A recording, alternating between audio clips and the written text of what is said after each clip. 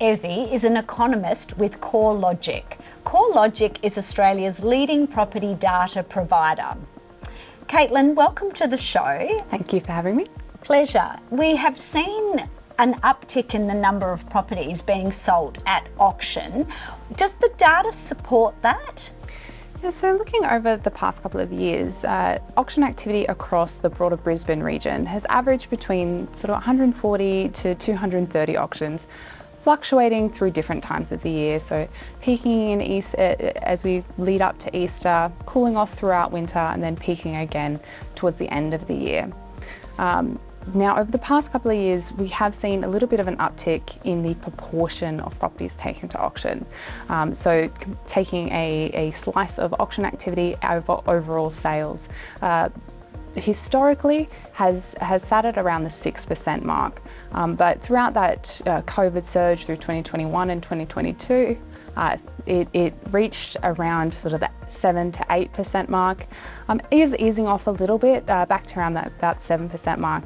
But we are seeing a few extra auctions every week compared to historical averages. And how many properties would you say are selling at auction in Queensland? So from the properties taken to auction, the weekly clearance rate across Brisbane has averaged around 55% over the past sort of 5 years or so. Over the past sort of the past 3 months, the beginning of the year, we have actually seen that rise to an average of around 65%. So we are seeing a bit of early year exuberance that isn't what we were expecting to see.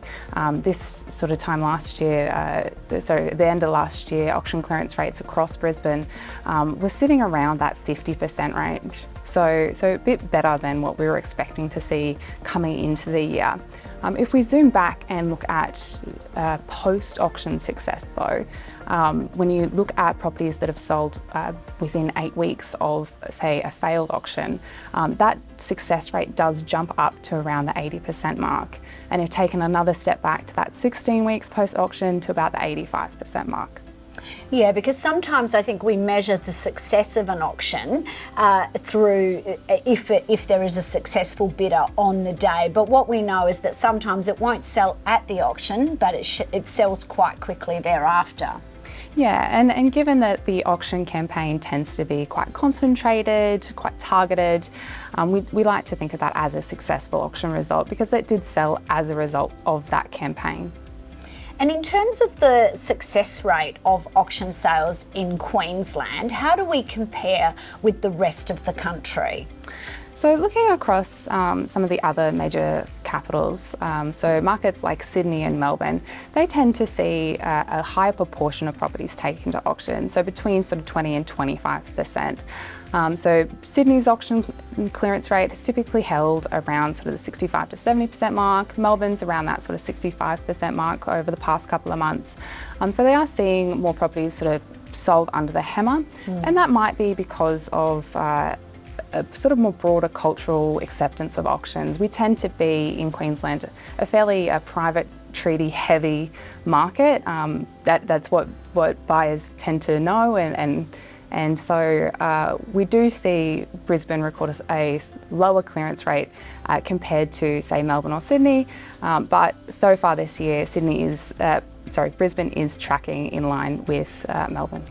Yeah, that's good to hear. We know that Sydney and Melbourne tend to be more traditional auction markets, but I think there is a degree of familiarity that's starting to emerge here in Queensland. And Caitlin, I have to ask you the question that is on everyone's lips when it comes to an auction, and that is, do we see any evidence that going to auction helps you to achieve a higher selling price on the day? Yeah, we do. So looking at historical median sales price for overall sales across broader Brisbane compared to the median sales price of an auction sale, it does typically tend to track around 50% higher.